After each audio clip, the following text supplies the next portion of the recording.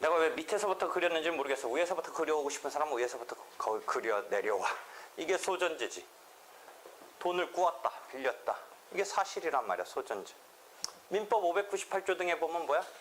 이렇게 좀 우리 입에서 보통 쓰는 말처럼 표현은 안 됐지만 돈을 꾸면 갚아야 된다. 꾸면 맞긴 맞나? 갑자기 이런 말 쓰니까 좀 이상하네. 뭔가 맞지? 이거 내 철자법 틀리지 않았지? 돈을 꾸다, 빌리다라고 바꿀까 조금. 어? 돈을 꾸었다, 빌렸다. 돈을 빌렸다, 사실이잖아. 돈을 빌렸으면 민법의 598조 갔더니 뭐야? 그렇게 딱 구어체로 표현은 안 됐지만 대여사실이 있을 때 동정, 동질, 동량으로 반환해야 한다. 이런 조문이 하나 있잖아, 598조 이하에. 그지? 이게 실제법이지, 법규. 그지? 이하에 보면 이렇게 되어 있잖아. 그럼 판결은 결론이잖아. 그지? 이걸 소전제로 법규를 대전제로 해서 여러분이 리트에서 왜 법학 적성 시험에 뭐 이런 추리 논증 있잖아. 그지? S에서 R로 가잖아. 그러면 뭐야? 돈을 꾸었다. 갚아야 된다. 꾸면 요것을 꾸었다. 꾸면 요게 4개가 되는 거지. 그치? 요게 요건이고 민법에서 보면 갚아야 된다가 효과잖아. 효과. 그치?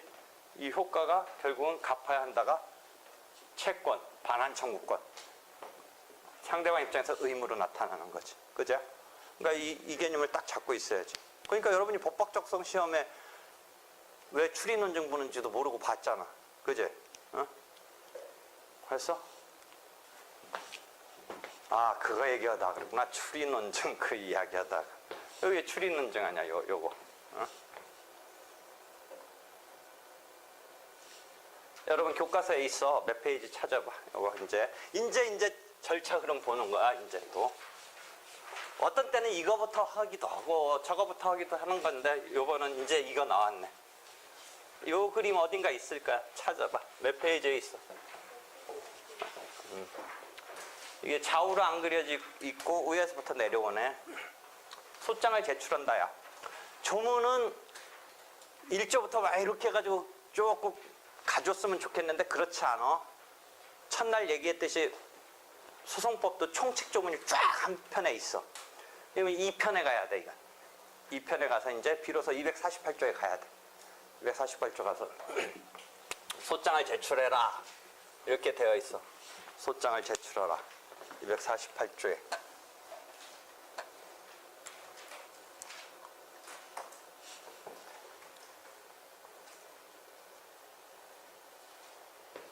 소장을 제출하면 이제 재판장이 소장을 심사해. 재판장이 소장을 심사한다고. 소장 자체를 심사하는 거야. 실제 다툼의 본격적인 그런 심사가 아니라 소장 자체의 심사를 해. 소장 심사를 해. 그 다음에 거기에 뭔가 문제가 있으면 보정을 명령해. 소송법은 절차의 흐름이니까 진행 도중에 뭔가가 미스가 나면 곧바로 거기서 끝하고서 문제 있으니까 안 해 이렇게 되는 건 아니고 계속 보완의 길을 열어줘. 이렇게 흐름이니까 그때 그것을 보정 이런 우리 일반적으로 수정한다 조금 보완한다 이런 개념의 보정 절차가 끊임없이 있어. 여기에도 있어. 그러니까 필수적 기재사항과 인지의 첩부에 대해서 체크를 해. 소장에 있어서. 그래서 필수적 기재사항과 인지 254조 55조 이제 48조에서 조금 조문 몇 개 건너뛰어서 나오는데 핵심적인 게 뭐냐면 소장의 핵심은 뭐겠어? 원고가 자기 억울함을 이제 판사한테 판단받기 위해서 밝히는 거 아니야. 첫 서면 아니야. 소외 제기는 소외의 경우는 예외가 있지만 서면으로 제출하는 것을 248조가 그렇게 얘기하고 있어. 서면으로 내야 된다. 소액 사건은 구술로 할 수도 있지만 하여튼 일반적인 소송은 서면으로 내라. 그 다음에 249조 그 다음 조문이 소장에는 이런 것이 반드시, 이때도 반드시라는 의미의 용어가 뭐야? 필수적이라는 말로 기재를 해줄 사항이 있다라고 밝혀. 필수적 기재 사항에 249조 조문을 보면 뭐라고 돼 있어? 당사자, 법정 대리인, 청구 취지, 청구 원인이야. 아직 법정 대리인은 민법에서 배우는데 1호, 2호는 어떤 누가에 해당하는, 청구 취지와 청구 원인은 대상에 대한 무엇을. 그러니까 법원한테 자기 억울함을 펼침에 있어서 가장 핵심적인 부분은 누가 누구에게 무엇을 지금 판단받고 싶은가를 내세워야 된다. 그게 필수야, 필수적. 그러니까 필수적 기재사항은 당사자, 즉 원고 피고가 적혀 있어야 돼. 다만 그 원고 피고가 여러분이 민법 총칙에서 미성년자, 그 다음에 새로 제도 바뀌었을 때 피성년 후견인, 피한정 후견인 같이 행위 능력이 떨어질 때 이쪽 선은 미성년자는 이제 행위 무능력자가 이쪽 와서 소송 무능력자가 되는데 한정치산 금치산 제도가 바뀌면서 지금 소송법은 아직 정비가 안 돼 있어. 아주 올 봄에 그 정비 개정안 공청회가 했는데 아직 통과는 안 됐는데 그런 어떤 능력이 떨어지는 사람을 위해서 소송 무능력이라는 이런 개념이 있어. 그럼 소송이 독자적으로 펼칠 수가 없어, 유효하게. 그러니까 누가 백업을 해줘야 돼. 소송을 혼자 못하니까 법정 대리인이 나와야 돼. 그러니까 당사자 다음에 무조건 법정 대리인이 나온다라는 게 아니라 그 당사자가 무능력자라면 소송법에서 유효하게 독자적으로 소송할 수 없는 소송 무능력자라면 민법처럼 행위 무능력자에 대해서 법정 대리인이 있듯이 소송법에서도 법정 대리인이 백업을 해줘야 돼. 그러니까 그 사람이 당사자급으로 등장해줘야 된다라고 두 번째 얘기하고 있는 거야. 그래서 당사자와 법정 대리인이 반드시 누가에 해당하는 사람이 들어가 있어야 돼, 소장에. 그 다음에 무엇을 네가 지금 판단받고 억울해하느냐라는 것에 대한 무엇에 해당하는 청구 취지와, 청구 취지는 어떤 결론적인 얘기고 자기 지금 억울함의 결론적인 얘기고 그것을 뒷받침하기 위해서 청구 원인의 기재가 기재되어야 된다. 그 다음에 우리나라 재판은 유상주의야. 너희 헌법에서 헌법소원 같은 것은 무상이야. 근데 민사는 유상이야. 형사는 국선변호가 있고 애초에 비용이라는 개념이 없지만 변호사에 대해서는 국선변호 있고 한데 민사는 그야말로 지재산에 대한 자기 싸움이니까 무상으로 해준다는 개념을 설정을 할 수 있지만 무상은 아니야, 유상이야. 근데 엊그제 또 어디선가 전화 왔는데 잘 모르는데 무슨 노란 우산인가? 근로자 손해배상 소송 당하는 단체인 것 같은데 거기에서 회사 측이 파업을 하니까 막 손해배상 가압류 들어가서 그게 소송하기가 비용이 많이 든다고 나한테 뭔가 와서 그것 좀 소송 비용을 어떻게 처리했으면 좋겠느냐 그거 와서 발표를 하라는데 근로자 측에서 아무래도 뭘 해달라는 취지인데 그냥 수업 있다고 그랬는데 좀 곤혹스럽잖아. 내가 완전히 노동자 편도 아니고 내 대답이 재판이 내야 되는데 내시죠 그랬어. 지금 현재는 돈이 든다. 소송 비용이. 1억 원짜리 반환 청구 소송을 내려면 어느 정도 드냐면 현재 민사 사건은 1억 원이면 1억 원짜리 소송은 한 50만 원쯤 인지대를 내야 돼. 그리고 변호사를 만약 선임을 했을 때 변호사는 이제 자기가 500만 원 주고 1000만 원 주고 선임을 하겠지. 또 요새 그런 문제가 뭐냐면 사건의 난이도와 변호사 보수가 하나 이렇게 어떤 연관관계를 안 갖고 있는 거야. 한번 생각해봐.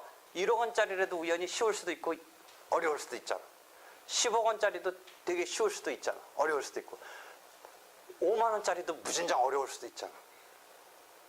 그러니까 그 난이도와 이 소송으로 싸우려는 값어치가 안 맞는데 그걸 이제 형식적으로 그럼 소송 비용을 어떻게 해야 되느냐. 지금 인지는 소송물 가액, 소가, 소송물, 소송 목적의 값에 따라서 1억 원짜리 싸움이면 한 인지 50만 원쯤 붙여야 돼. 그 다음에 만약 변호사를 자기가 뭐 하여튼 선임을 했어. 변호사를 선임을 했어. 여러분 뭐 변호사 샀다고는 말하지 마. 변호사는 물건이 아닌데 일반 사람들처럼 막 변호사를 샀다 막 이런 말 하면 스스로 자존감이 무너지잖아. 응? 변호사를 선임했다. 선임을 했어. 그래서 500만 원, 1000만 원 주고 선임했어. 1억 원짜리 선임해서 제가 이겼어. 그러면 상대방한테 소송 비용을 반환받을 수 있는데 본래의 소송 비용 플러스 변호사 보수까지 반환받을 수가 있어. 근데 그 변호사 보수를 돌려받을 수 있는 것은 자기가 진짜 500만 원, 1000만 원, 막 2000만 원 준 것을 그대로 반환받는 게 아니라 이겼다는 전제에서 그 사건의 규모에 따라서 책정이 되어 있어. 1억 원 사건은 어느 정도로 책정되어 있냐면 그래도 상당히 커. 480만 원 정도야. 자기가 풀로 이겼다고 치면 상대방한테 변호사 비용도 자기가 실제 1000만 원 주고 선임했다 했을 때 1000만 원을 돌려받을 수는 없지만 그 480만 원 정도 돌려받을 수 있어. 근데 이제 상대방이 소송에서 지고 그랬는데 막 가뜩이나 화나 있는데 변호사 보수까지 막 달라고 하면 다시 2차전이 벌어질 수는 있겠지만 하여튼 소송 비용은 지금 민사사건에서는 유상이야, 유상. 무상은 아니야. 그래서 인지 같은 걸 예납을 해야 돼. 그런 것을 또 법원은 처음부터 외상은 못 해주겠다고 하면서 찬찬히 챙겨. 그러니까 필수적 기재사항과 인지의 첩부를 소장 심사의 주요 대상으로 하고 있어. 잘 봐봐. 법원이 그렇게 호락호락하지 않아. 인지 첩부 모자르면 그 다음 진행을 안 해. 거기서 딱 체크해. 응? 그래가지고 인지 첩부까지를 딱 해가지고 응? 여기 봐. 필수적 기재사항과 소정의 인지를 잘 붙였는지 심사한다. 이런 말이 나오잖아. 그죠? 254조가 기간 이내에 그 흠을 필수적 기재사항이나 인지첩부의 흠을 보정하지 않는 경우에는 재판장은 명령으로 소장을 각하한다. 재판장은 명령으로 소장을 각하한다. 여러분이 여기서 하나하나 이제 용어 익혀야 돼. 요 재판장은이 주어고 명령으로 오라는 어떤 재판의 내용이야, 종류야, 소장을 각하해. 재판은 우리가 판결 이꼴 뭐 그냥 막 써도 돼. 근데 좀 더 정확하게 말하면 재판은 종류가 판결 말고 결정 명령도 있어. 법원이 판단을 내비치는 그 재판에는 재판 이꼴 판결 막 써도 돼. 근데 이제 우리가 지금 더 분석적으로 얘기할 때는 재판 속에 판결과 결정과 명령이 있다. 그럼 어떻게 구분하냐? 중요한 거, 핵심적인 싸움은 판결로 해야 돼. 판결로 하는 것에서 아까 더더욱 어떻게 해야 돼? 변론을 거쳐야지. 그지? 중요한 핵심적인 싸움이니까. 변론을 거쳐서 판결을 해줘야 되지. 아까 134조가 그런 얘기를 했지. 결정이나 명령은 그 본격적인 싸움에 대한 거가 아니라 조금 부차적인 것에 대한 어떤 판단이야. 부차적인 거야. 지금 본래의 싸움이 아니라. 그럼 결정과 명령은 부차적인 건데 그럼 그 속에 그 둘은 또 뭐냐? 결정과 명령의 또 차이는. 재판부가 예컨대 합의체는 3명의 판사거든. 3명의 판사가 한 덩어리로 재판부가 되는데 그 재판부의 판단이냐 판사 한 명 한 명의 판단이냐가 결정과 명령이야. 이건 부차적인 것이니까 변론을 거쳐 안 거쳐. 반드시 거치라는 말이 없어. 134조 2항인지 단선지를 보면 임의적이야. 임의적. 거쳐는 것이 강제되어 있지 않아. 필수적이지 않아. 근데 결정과 명령은 이제 그 속에서 부차적인 건데 주체가 그 재판부냐 판사 개개인이냐 그 차이야. 그럼 여기 봐봐.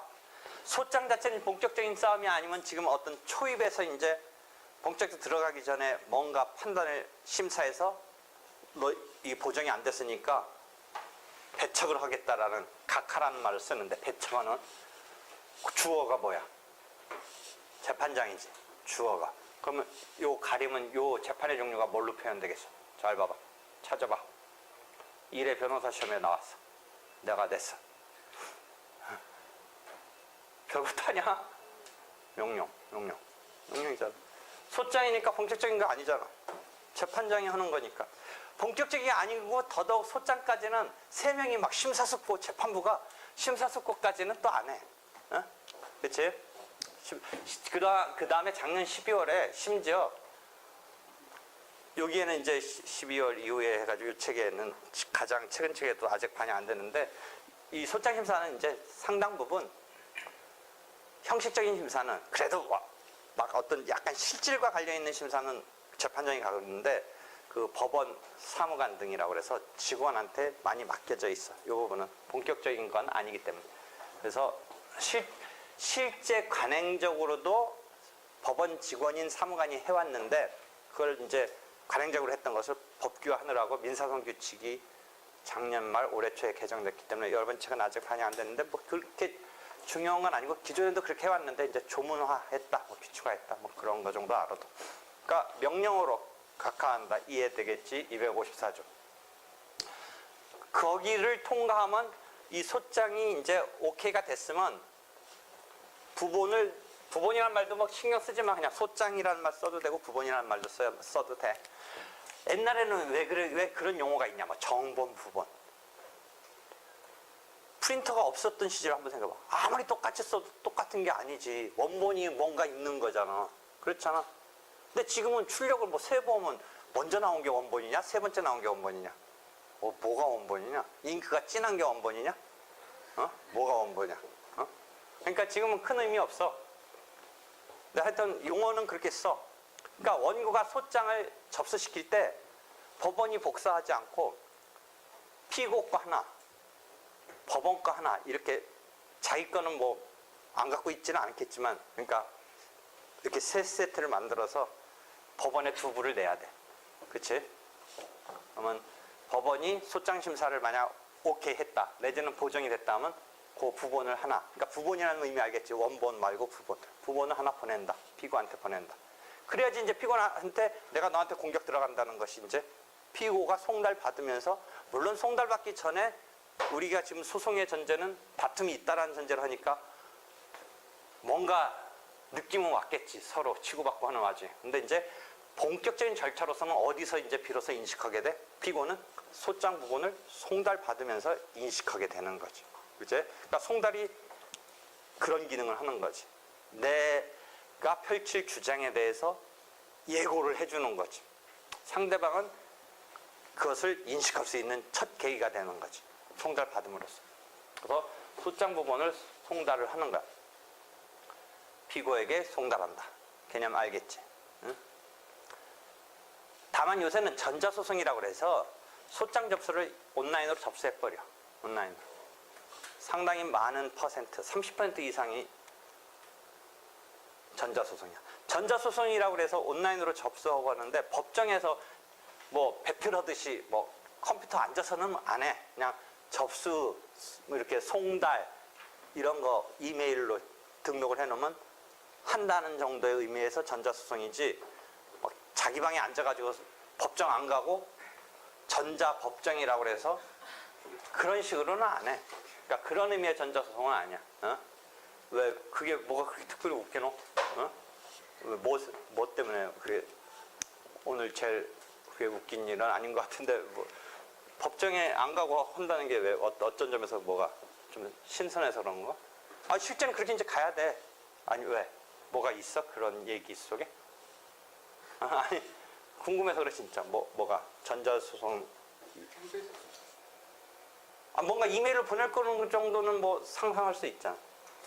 근데 실제 완벽한 전자소송은 이제 자기 방 안에서 해야 되지. 다만 지금 법정에서 프리젠테이션 같은 거 혹시 그런 거 들어봤는지 모르겠는데 대형 로펌에는 이제 프리젠테이션 하는 그런 직원들도 있어가지고 막 프리젠테이션 싸움인 거야. 막 현란하게 막 설득인데 이게 말로 하는 거 말고 또 어떤 입체적인 막 이런 거로 설득을 시키는 거야. 그죠? 그래서 전자소송까지도 뭐 그런 상황이다. 답변서 내라가라고 어떤 거기다가 너 내지 않으면 안 된다 뭐 이런 주의 문구랄까 안내 문구가 같이 해서 송달이 되면 답변서를 30일 이내에 이제 254조, 55조 이렇게 가다가 이제 258조에 보면 30일 이내에 이제 답변서를 내야 되는데 답변서를 안 내면 259조에 뭐야? 무변론 판결 가능할 수 있다. 뭐 이 이야기지. 무변론 판결. 그치? 그래서 답변서가 제출되면 여기에 특별히 이런 게 있어. 변론을 준비하는 절차를 해부할 여지도 있어. 특이하게. 딱 들어왔는데 본격적으로 변론으로 가기 전에 쟁점을 좀 정리했으면 좋겠다 라고 할 때는 본격적인 변론은 되게 노력과 어떤 비용과 무게감 있는 절차야. 공개된 법정에서. 변론 준비 절차는 꼭 공개된 법정이 아니라 판사실이라든지 준비 절차실에 불러가지고 뭔가 허심탄회하다든지 뭐 이렇게 공식적인 막 이렇게 절차처럼 밟지 않고 약간의 이제 털어낼 거 털어내고 결국 이제 싸움은 이거네 뭐 이런 식으로 뭐 약간 정리정돈 할 수 있는 그런 절차를 열 수도 있어. 그렇게 해서 변론으로 올 수도 있고 직접 답변서를 보고 이제 사건을 분류해서 일루 갈 건지 일루 올 건지 해서 변론이 이제 열기로 했으면 답변서 들어온 거 보고 이제 변론 연다라고 하는 거지. 그죠? 그러면 이제 변론이 열리는 거야. 첫 변론이. 실제 소장을 접수한 때부터 첫 변론이 열리기까지 한 2개월 뭐 정도, 3개월 막 이렇게 걸리는 거야. 2개월, 3개월. 그래서 변론기일에는 구술주의 아까 얘기했잖아. 직접주의도 얘기했잖아. 공개주의도 얘기했잖아. 쌍방심리주의는 얘기는 안 했지만 너무 당연한 거지. 이런 원리에서 이제 변론이 열리는 거야. 심리의 4원칙이네. 구술, 직접, 공개, 쌍방심리주의. 그런. 나중에 이제 교과서 보면 뒤에 심리에 가서 보면 이런 원리가 한 페이지 정도씩 설명이 되어 있어. 뭐 개념은 알겠지. 공개, 뭐 쌍방. 그거야 당연히 알겠지. 직접주의는 잘 용어 자체는 직접이란 말을 모르는 거 아닌데 그게 무슨 말인가 좀 안 잡혔는데 아까 판사가 증인 뭐 이런 신문 당사자 이런 거 다 봐야지. 그 구술로 이거랑 연결되는 거지. 구술로. 구술의 반대는 뭐야? 서면. 소장 답변서 서면을 내지만 그 서면이 완결적인 게 아니고 그건 그냥 그 다음 나오는 서면을 준비 서면이라고 한다라는 걸로 봐서 소장과 답변서도 처음 원고가 처음 피고가 내는 뭔가를 준비하기 위한 변론을 준비하기 위한 서면인데 특별하게 그렇게 부른다라고 일단 이해하면 돼. 소장은 원고가 처음에, 답변서는 피고가 처음에. 그 다음부터는 준비 서면. 그러니까 넓은 의미의 뭐를 준비하는 서면이야? 변론에 가서 구술로 하기 위해서 적어놓은 거야. 다만 서면으로 내서 서로 한번 교환을 해. 그러면서 법정에서 상대방이 나한테 퍼부을 얘기에 대해서 감을 잡고 가는 거야. 그 다음에 자기도 반박할 얘기를 던져 놓는 거야. 서면으로 낸 것만은 변론이 아닌 거야. 왜? 지금 구술주의니까. 구술로 해야 돼. 그러니까 그 서면을 바탕으로 가서 구술로 판사 앞에서 직접 얘기해야 되는 거야. 그런 구술 직접의 심리를 바탕으로 판결을 하라. 그 구술주의, 직접 심리주의. 그런 것을 필수적 변론의 원칙이라고 우리가 부르고 그 변론이 공개된 법정에서 쌍방심리를 통해서 되어야 한다. 대단히 중요한. 이런 변론 없이 판결을 하는 것은 안 되는 거야. 생각해봐. 당사자가 펼칠 기회를 보장해주고 충분히 자기 변명이나 자기 억울함을 하소연하고 그것에 입각해서 판단을 내려준다. 그런 원리인 거야. 그 공개된 법정. 형사소송은 공판이 열린다라고 할 때. 그 변론이라는 거, 판결을 가기 위해서 얼마나 중요해, 변론이라는 거. 그런 장면이 없이 특이하게 무변론 판결도 있을 수는 있지만 공식적으로는 134조의 필수적 변론의 원칙. 이 변론이라는 것은 절차 보장. 내 민사소송법 세계는 당사자의 절차 보장을 핵심으로 하고 있다라고 한 데서 그런 말 저번 때 언뜻 하면서 갔는데 생각났네. 내 민사소법 세계는 그런 거야. 그러니까 변론이라는 데서 펼치는 이런 절차 보장. 자기 주장을 충분히 펼칠 기회가 보장되지 않았다면 그 판결에 대해서 수용을 하느냐 마느냐에서 과연 어떨까? 이런 생각을 해보는 거야. 그러니까 충분히 자기 주장을 펼칠 기회를 주고 나서 그것에 따른 판결이어야 이 사람이 수용을 하지, 납득을 하지. 그렇죠? 그래서 다만 무변론 판결에 대한 부차적인 설명이 뭐야? 송달을 받고 30일 이내에 답변서를 안 내면 256조, 257조 무변론 판결을 할 수 있다. 라고 지금 256조, 257조 얘기하면서 하나 공시송달의 경우는 그러하지 않다라고 되어 있을까? 56조, 57조 보면.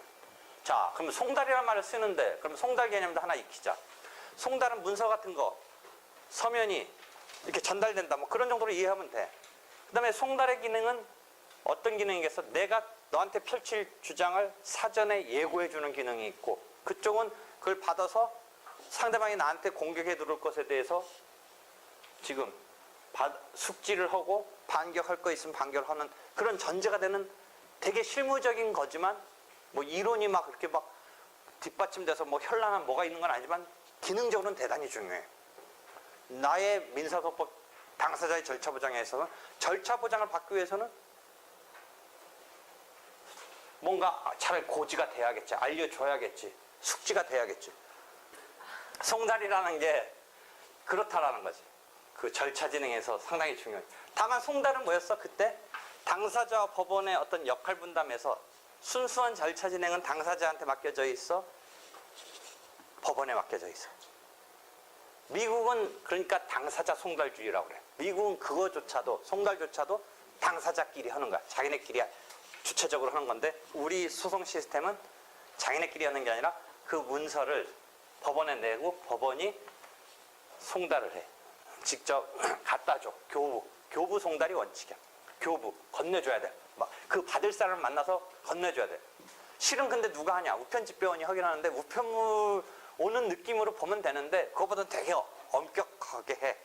근데 뭐 등기우편 온다 뭐 그런 정도 느낌으로 해. 그 사람 찾아가서 너 맞냐 확인하고 너 이거 제대로 받았지 하고 너 사인해 하고서 뭐 그런 과정으로 다시 법원에 그게 보고가 돼.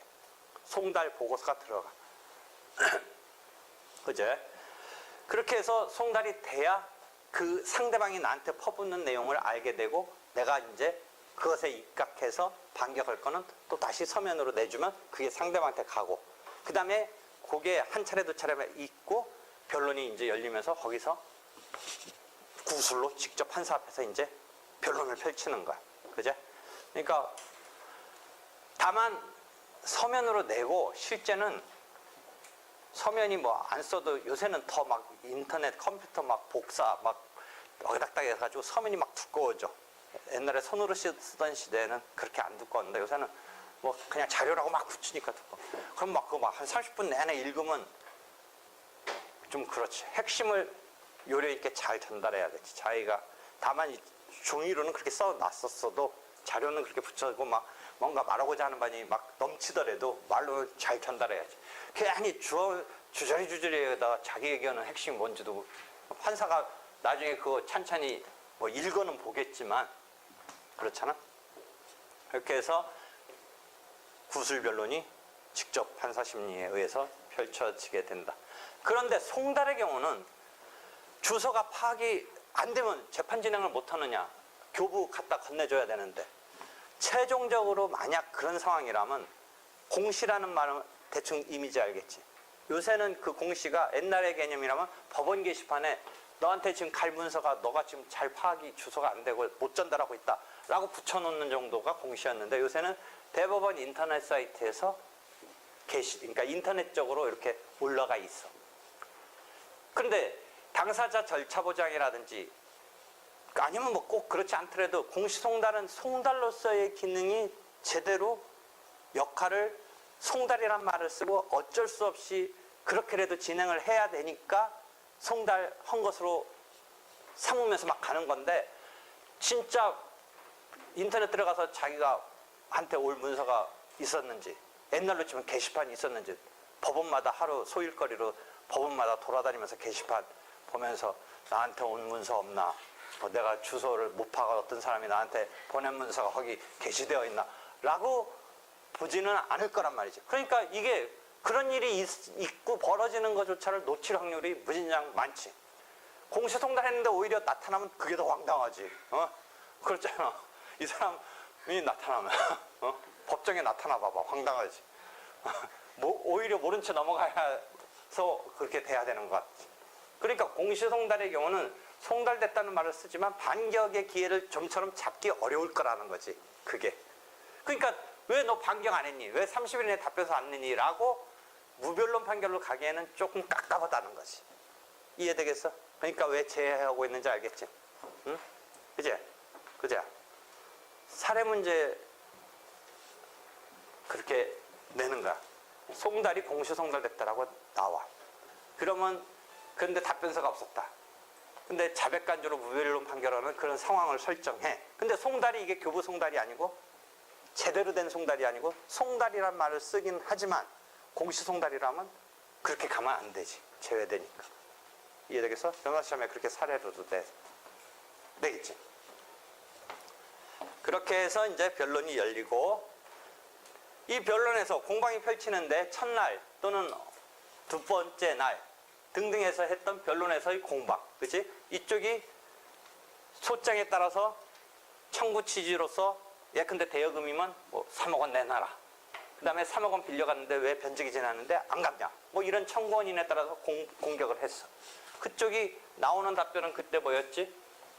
첫 번째는 사실은 내가 무자력 항변이라는 말을 썼는데 그건 항변이 아니고 그냥 우리가 웃기는 용어로 만드는 거야. 그 어떤 변호사들끼리. 그건 항변도 아니야. 돈 없다. 나 사실상 배째라. 뭐 이런 거는 항변이 아니야. 그냥. 근데 우리가 그냥 항변에 이름 붙여서 무자력 항변이라고 붙이는 거지.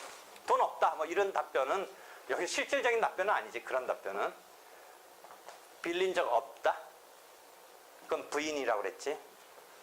그냥 쓰라고 준 거 아니냐. 변제 반환 그런 약속 없었다는 증여적인 얘기를 반격으로 하고 있지만 이건 항변이 아니라 부인이다. 그치? 아까처럼 무조건 빌린 적 없다가 단순 부인이라면 지금 증여받았다라는 식으로 부인하는 것은 이유부 부인이라고 그래. 이유부 부인. 그냥 생으로 나 빌린 적 없다. 막 돈도 안 받았다. 막 이런 식으로 하는 건 단순 부인이고 단순 무식 부인인 거지. 근데 지금은 돈은 온 것 정도는 인정하면서 네가 그냥 쓰라고 준 거 아니냐. 증여성으로 준 거 아니냐. 이건 이유부 부인이라는 거지. 이런 부인. 그지? 그 다음에 변제했다. 시효가 완성됐다. 나도 너한테 돈 받을 게 있다. 그러니까 쌤 소멸시키겠다. 상계, 항변. 그러니까 변제, 항변. 소멸시효 3년, 5년, 10년이 지났다. 나도 너한테 채권이 있으니까 이것을 자동 채권으로 해서 너의 수동 채권에 대한 상계, 적상, 운운하면서 상계의 의사표시를 하면 상계, 항변. 물론 소송 바깥에서 상계할 수도 있지. 여러분이 민법서 배우는. 근데 소송상 비로소 할 수도 있어. 소송에서. 그러한 상계, 항변. 이러한 항변을 펼치면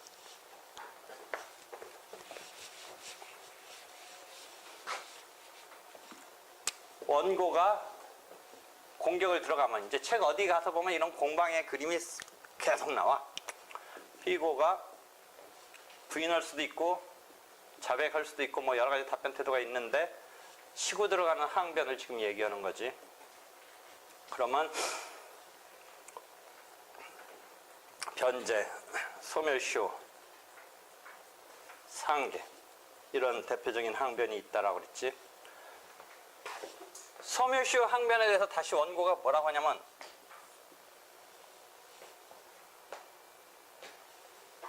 중단시켰다. 시효를. 이건 재항변이 되는 거야. 시효 중단을 다시 반격으로 가하면 이건 재항변이 되는 거야. 그 다음에 뭐 또 재재항변도 가고 막 복잡한 그렇게 있는데 원고의 공격에 대해서 항변 다시 재항변. 시효에 대해서 중단 얘기를 하면 재항변이야.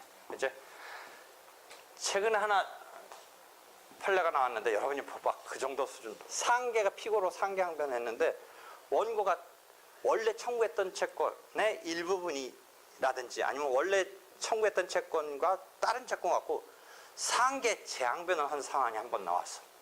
피고가 상계 항변했는데 원고가 이미 청구했던 채권의 나머지라든지 아니면 원래 채권과는 상관없는 것 같고 나도 또 상계하겠다.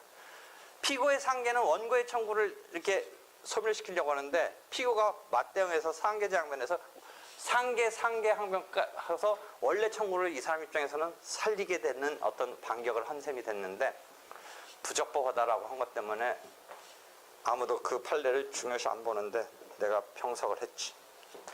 좀 이상하다. 왜 상계 재항변하면 안 되느냐. 부적법하다라고 대법원이 했길래 내가 혼자 이상하다라고 그랬지. 아무도 관심이 없는 것 같아. 어떤 그런 판례가 한 번 있었는데 상계 항변에 상계 재항변까지도 가는 경우도 있었어. 그제? 그러면 이제 여기서 부인됐을 때 아까 자백은 뭐야? 불요증 사실이잖아. 그치? 근데 부인은 증거조사 이제 들어가야겠지. 원고가 주장한 것에 대해서 피고가 부인하니까 증명 책임을 누가 져? 원고가 지잖아. 그 부분에서. 항변의 경우는 항변으로 치고 들어갔는데 피고가 그것에 대해서 원고가 네가 피고 입장에서 갚았다고 하는데 원고가 갚은 적 없다라고 하면 갚았다는 건 누가 증명해야 돼? 피고가. 그치? 항변은 증명 책임을 피고가 하는 거고 청구 원인 사실은 자기 청구를 뒷받침하기 위해서 공격 치고 들어간 것에 대해서 피고로부터 반격당하니까 아니라고 하니까 누가 증명 책임을 져? 원고가. 항변은 피고가. 그치? 반격을 당했을 때, 부인당했을 때. 그럼 증거조사가 필요하다는 거지. 그 증거조사의 방법이 저번때 설명됐는데 생각나는 대로 해봐. 증거조사 5개, 6개 막 설명해 주는 거. 증거조사에 크게 인적 증거에 대한 인증, 물적 증거에 대한 물증 이런 증거조사 방법 설명해 줬죠. 그래서 증인이 대표적인 거고 인적 인증거로는 서증으로는 뭐야? 차용증 이런 게 대표적인 서증이고 그 다음에 감정인, 당사자 본인 그 다음에 유체물에 대한 검증 그러고 그 밖의 증거 등 5, 6가지의 증거조사 상황이 펼쳐지겠지.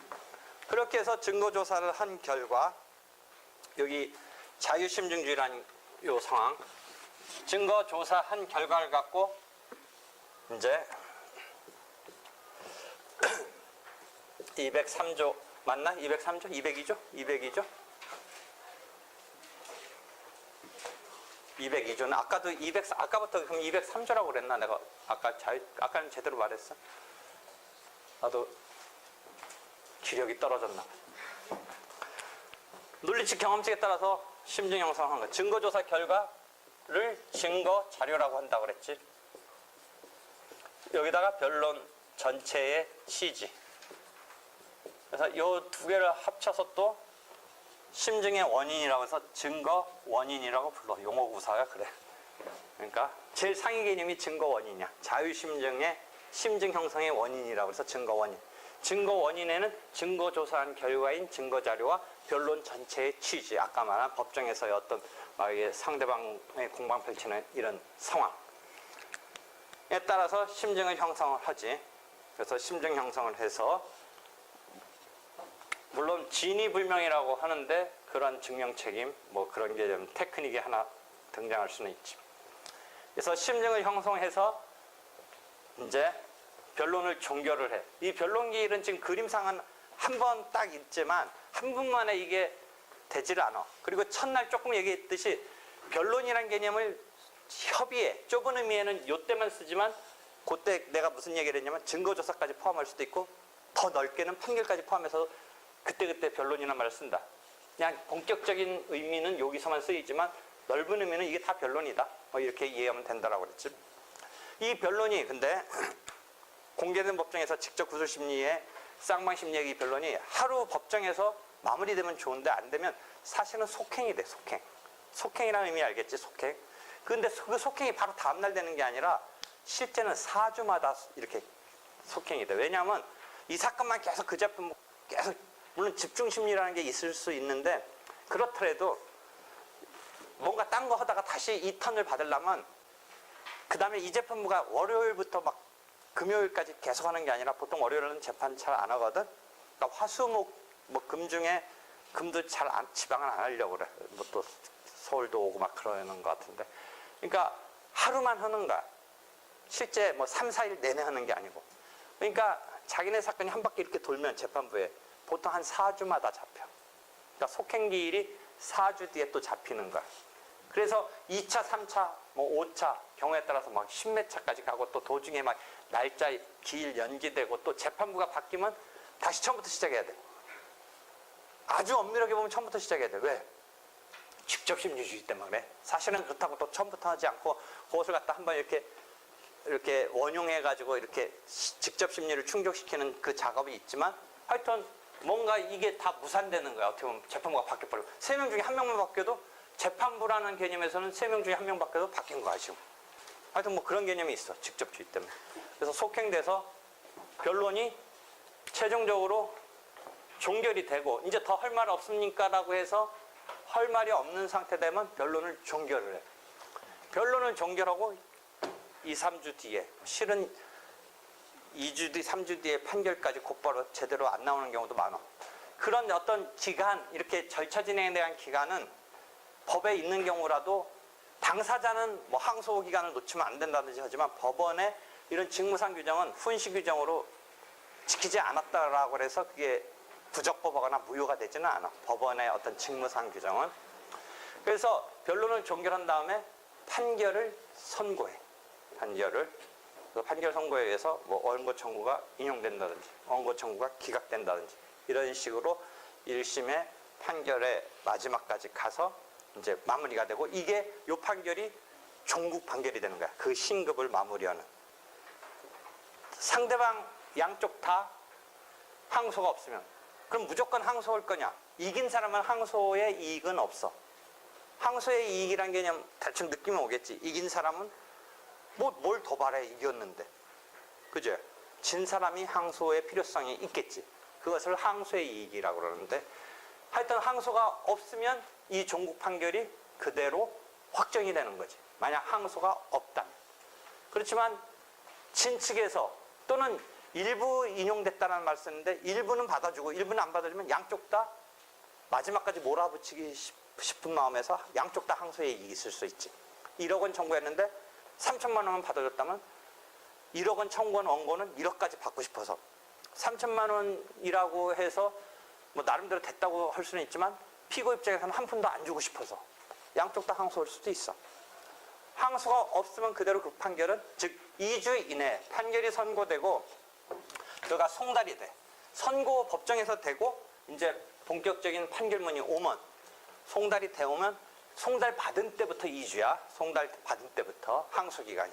형사소송은 판결이 선고된 때부터 일주일인가 아마 그럴 건데 이거는 선고하고 거기서부터 시작하는 게 아니라 송달 받은 다음부터 2주간 항소라는 기회를 주는데 하여튼 뭐 항소가 없게 되면 확정이 되는 거고 그대로. 그러니까 그 종국 판결이 확정 판결이 되는 거고 이제 판결이 그렇게 생기는 거야. 당사자의 법률 관계는 이제 더 이상 다툴 수가 없게 돼. 확정이 되면. 그때에 다툴 수 없게 되는 그 용어가 딱 안 들어오는데 그게 기판력이라고. 기판력이 생겼다라고 하는 거야. 만약 항소가 되면 이제 항소심에 2심이 돼. 2심. 이때 2심은 뭐 1심, 2심 할 때 숫자 2심의 의미는 아니고 움직이다, 이동한다. 심리 상태가 그러니까 재심사 받기 위해서 이동한다, 이심한다. 그런 용어를 쓰는데 항소가 제기되면 이제 항소심으로 이심하게 돼. 그럼 항소심에서 또 이제 심리가 펼쳐져. 그건 이제 나중에 또 하게 되는데 1심은 이렇게 지금 되고 있는 거야. 여기까지 질문. 여기까지. 알맹이는 하나도 없어 오늘은. 그냥 절차의 흐름이야. 재판의 시간적인 흐름이야. 이렇게 해서 사건마다 빠르면 8개월, 뭐 하면 막 2년씩 가는 거야. 1심만 나오기로 해도. 그래서 저번 때 언뜻 한 번 나왔는데 독촉 절차를 이용한 지급 명령 뭐 이런 게 모든 사건이 되는 건 아니지만 간이한 어떤 이 결론을 얻어낼 수 있는 제도는 하나 있어. 나중에 다시 그건 말을 하지만. 그리고 재판 외로 이런 소송은 너무 무거우니까 ADR이라고 해서 뭐 조정화해 이런 중재 이런 것이 더 적절할 수 있는 사건 뭐 전문적이라든지 뭐 이런 등등의 ADR이라고 해서 대안적 대체적 분쟁 해결 절차가 또 마련되어 있기도 해. 그렇지만 우리는 지금 제일 무거운 절차인 민사소송 절차를 배우는 거야. 또 질문. 없으면 수고했어.